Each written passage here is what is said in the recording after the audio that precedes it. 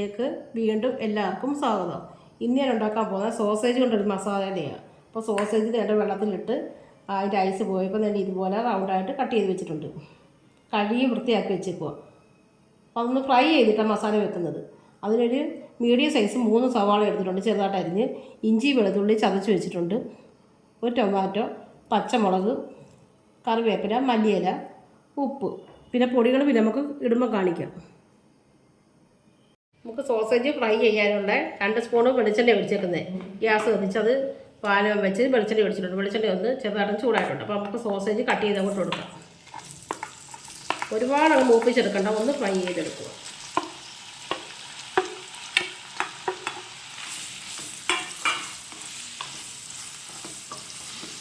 ഇത് ഫ്രൈ ആകുമ്പോഴത്തേക്ക് നമുക്ക് ഇനി അത് മസാലക്കുള്ള കൂട്ട് റെഡിയാക്കാം. അതിന് മസാലയ്ക്കുള്ള പാൻ വെച്ച് ഗ്യാസ് കത്തിച്ചിട്ടുണ്ട്. അതിനകത്തും കുറച്ച് വെളിച്ചെണ്ണ ഒഴിക്കാൻ, ഒരു 1.5 സ്പൂൺ വെളിച്ചെണ്ണ മതി. അത് ചൂടായി വരുമ്പോഴത്തേക്ക് നമുക്ക് കടുക് പൊട്ടിക്കാം. നമുക്ക് കടുക് ഇടാം. കടുക് പൊട്ടുമ്പോഴത്തേക്ക് ആ കൂട്ടത്തിൽ തന്നെ പെരുജീരകം, അത് ഒരു നുള്ളിടാം. വലിയ ജീരകം എന്ന് പറയും. അത് രണ്ടൊന്ന് പൊട്ടി വെക്കും. ആ പെരുജീരകം എല്ലാം ഒന്ന് മൂത്തിട്ടുണ്ട്, കടുക് പൊട്ടിയിട്ടുണ്ട്. അപ്പോൾ നമുക്ക് അതിലോട്ട് സവാള, ഇത് 3 സവാള അതിൻ്റെ നൈസായിട്ട് അരിഞ്ഞ് വെച്ചേക്കുന്നത്.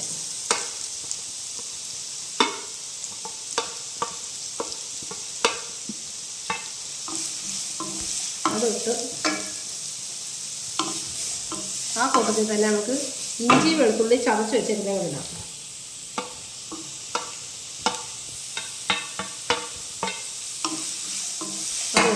സോസേജിന് പൊതുവെ ഇച്ചിരി ഉപ്പുള്ളത് കൊണ്ട് ഉപ്പ് ഇടുമ്പോൾ സൂക്ഷിച്ചിട്ട് നോക്കിയിട്ടാൽ മതി.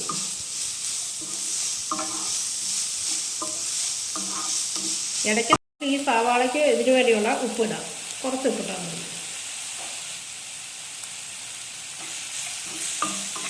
ഇടയ്ക്ക് സോസേജൂടെ നമ്മളൊന്ന് ഇളക്കി കൊടുക്കണം.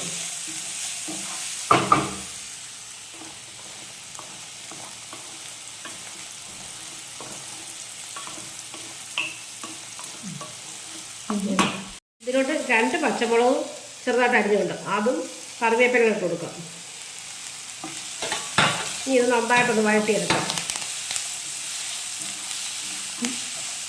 നന്നായിട്ട് മൂത്ത് വന്നിട്ടുണ്ട്, ഇത്രയും മതി. ഇനി ഗ്യാസ് ഓഫ് ചെയ്യുക. ഇതിങ്ങനെ തന്നെ അടച്ചു വെക്കാം, കാരണം അല്ലെ പിന്നെ അതങ്ങ് ചൊക്കിപ്പോകും. അപ്പോൾ എടുക്കുമ്പോൾ പിന്നെ നമുക്ക് ഒന്നുകൂടെ ഒന്ന് വേണമെന്ന് നോക്കിച്ചിട്ട് ഇതാണ് ഇട്ടാൽ മതി. അപ്പോൾ ഈ സവാളയ്ക്കകത്തോട്ട് നമുക്ക് തക്കാളി ചെറുതായിട്ട് അരിഞ്ഞ് വെച്ചിട്ടുണ്ട്, അത് കിട്ടണം.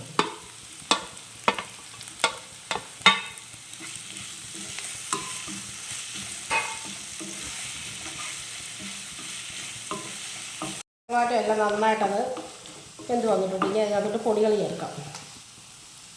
ആദ്യം മഞ്ഞൾപ്പൊടി ചേർക്കാം. 1/4 ടീസ്പൂൺ മഞ്ഞൾപ്പൊടി ചേർക്കാം.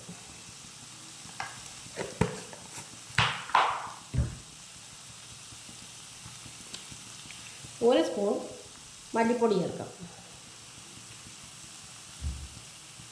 അത് കാശ്മീരി ചില്ലിയാണ്, മുളക് പൊടി. അത് കുറച്ച് മതി, കുരുമുളക് പൊടിയാണ് ബാക്കി ചേർക്കുന്നത്. അതൊരു 1/2 സ്പൂണേ ചേർക്കുന്നുള്ളൂ. കുരുമുളക് പൊടിയും ഒരു 1/2 സ്പൂൺ ചേർക്കുന്നത്. എരിവ് നോക്കിയിട്ട് എരിവിൻ്റെ അനുസരിച്ച് ചേർത്താൽ മതി. ഇനി ഇതിലോട്ട് പെരുജീരകം പൊടിച്ചത്, അതും ഒരു 1/4 ടീസ്പൂൺ. ഗരം മസാല, ഇത് നമ്മൾ വീട്ടിൽ പൊടിച്ചതാണ്, അതും ഒരു 1/4 ടീസ്പൂൺ. ഈ പൊടികളുടെ എല്ലാം പച്ച മണം മാറുന്നിടം വരെ നന്നായിട്ട് മൂപ്പിച്ചെടുക്കാം.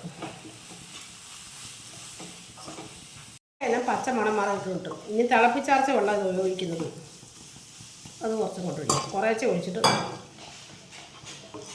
ഇതിന് മസാല കൂടി പോകരുത്, അപ്പോൾ പിന്നെ ടേസ്റ്റ് ഇതിൻ്റെ കുറയും.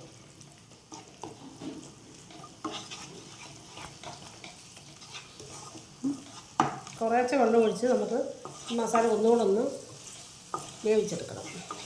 വെള്ളം ഒഴിക്കാം.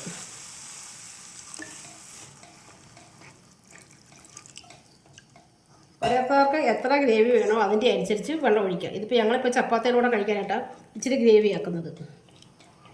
അതല്ലെങ്കിൽ പുരട്ടി എടുക്കുന്നത് നല്ല ടേസ്റ്റാണ്.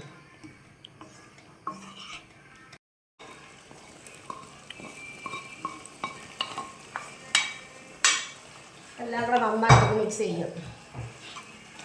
ഇനിയിപ്പോൾ നമുക്ക് ഉപ്പൊക്കെ ഈ സമയത്ത് നോക്കാം. ഏറ്റവും സിമ്മിലാക്കിയിട്ട് നമുക്ക് ഇന്ന് അടച്ചു വെക്കാം.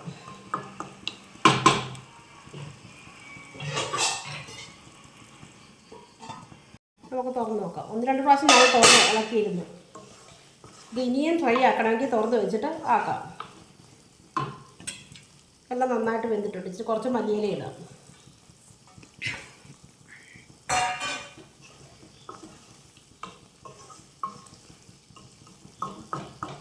ഞങ്ങളിപ്പോൾ ചപ്പാത്തിക്കായതുകൊണ്ട് ഇങ്ങനെ എടുക്കുന്നുള്ളൂ. അപ്പോൾ നമുക്ക് ഗ്യാസ് ഓഫ് ചെയ്യാം.